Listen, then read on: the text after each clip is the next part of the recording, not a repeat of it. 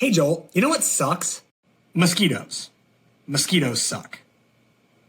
Awful, itchy, buzzing little creatures. Bzzz. Can you feel them biting you right now? Because that's coming. That's definitely coming in the next couple months. Do you know what else sucks?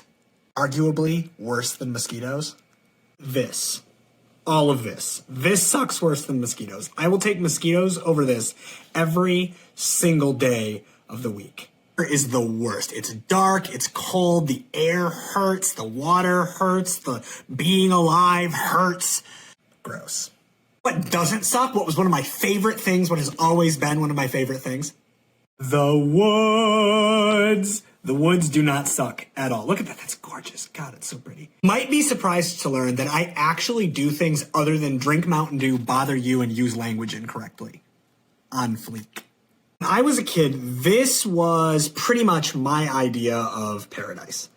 This little patch of woods that was right across the street from my house. And every single time I got the opportunity, I would run across the street with like a homemade spear. That was weird. Anyway, I would use the spear to like cut down weeds and stuff, and I would just wander around and explore all by myself. It was my favorite thing. And I would catch all sorts of different stuff.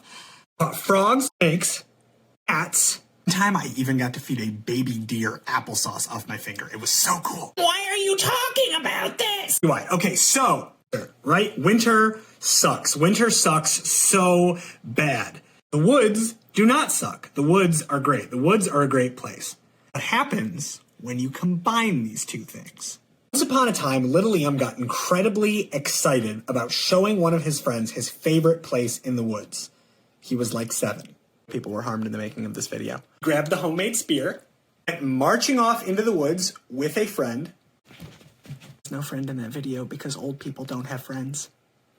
And to his favorite place, this little like bend in a tiny creek that I thought was like a whole peninsula. It was the coolest thing in the world to me when I was 7, I promise. Little, incredibly excited Liam with a spear found a huge, weird bird. It's embarrassing how excited I was about this bird. It is embarrassing. Winters, there weren't that many animals out. So when I saw a giant, cool, brightly colored bird just like flying around, I had to see more. I had to find the bird. I had to follow that bird. I mean, I hope you understand. It was important to catch that bird. But here's basically how that scene went. A bird! This is Liam's friend. We're going to pretend I have a friend. This is Liam's friend, okay? Yes, that is a bird. So what are you doing? Ah! Little Liam jumped over a tiny icy river at a place he could not jump back over because he was not very athletic, and ran off into the woods in a place he had never been to go catch a bird. But I had a spear, so it was fine, right? I got lost for 4 hours. My friend made it home after like 2 hours because she had never been out there before and she didn't know the lay of the land, and eventually made it to my parents' house and told them, crying, I saw a bird and he had a spear and he just went jumping and then he ran off into the woods and I didn't know where he was and I tried to find him and I couldn't find him and he's probably dead. And meanwhile, it was this. It was all this. For 4 hours, I wandered around in the woods, terrified and crying, did not catch the bird. It was very sad. Bears are not friends. They do not keep you warm. After 4 hours, I found my way back to that river, but the problem was that once I had crossed it, I couldn't get back over to the other side. Stupid feet, you betrayed me. What was I supposed to do? Well, I couldn't do anything. I was a scared little kid with a sharp stick wandering around in the frozen wilderness alone. And by all rights, I probably should have just froze to death. Frankly, I had it coming. But instead, something else happened. My dad actually came out in the woods a lot with me to follow me around and make sure that I was okay. And usually I didn't even know he was there. But this particular day, he hadn't. So when he found out I was missing, he ran out to come find me. Time. I was really good and lost, but eventually he found his way to a spot where that little river came really close to the neighborhood that we lived in. Dad? Heard my dad yelling my name from the other side of this river, the same river that I had jumped across the first time. But the world looked like this, which meant, unfortunately, the water was not warm. Couldn't jump across it. At this point, my legs were like frozen. I was so cold. So the only way for me to get home was I had to walk back through that icy cold stream that I had jumped earlier that day.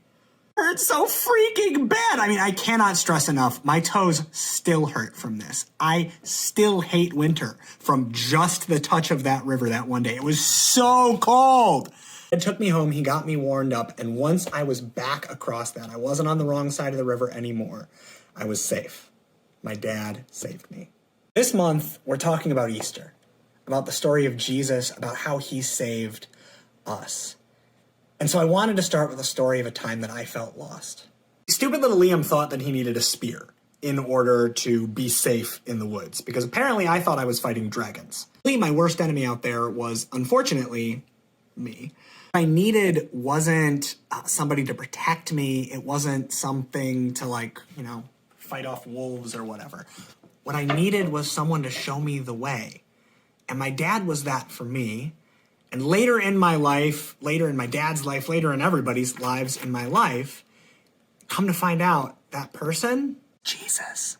Like little Liam, we are all a little lost. And just like little Liam, we all need a guide to get us out of the woods, to get us past that icy, horrible, painful river we've jumped across and back to the place we're supposed to be. This month, we're learning all about the story of Jesus, about Easter, and about his last days on earth to get ourselves ready for the day that we hear our Father's voice calling from the other side of that river, calling us to come home. I'm going to pray. Lord Jesus, thank you so much for the gift of Easter, for the gift of this season coming up where we get to celebrate you. I pray, God, that you will help us to ask good questions, to look for you, and to start to change the way we think, to realize that we need a guide out of the woods. If we've ever felt lost or scared or alone, if we've ever felt like we needed help, Lord, help us to see that you are that help and help us to follow you out of here. In your name, amen. All right, and questions. For the questions, if you are here in person, we've got a song that I want you to listen to reflect on. So we're going to do that real quick. But if you're at home, don't worry about the song. You're fine. Go on to the questions. Deuces.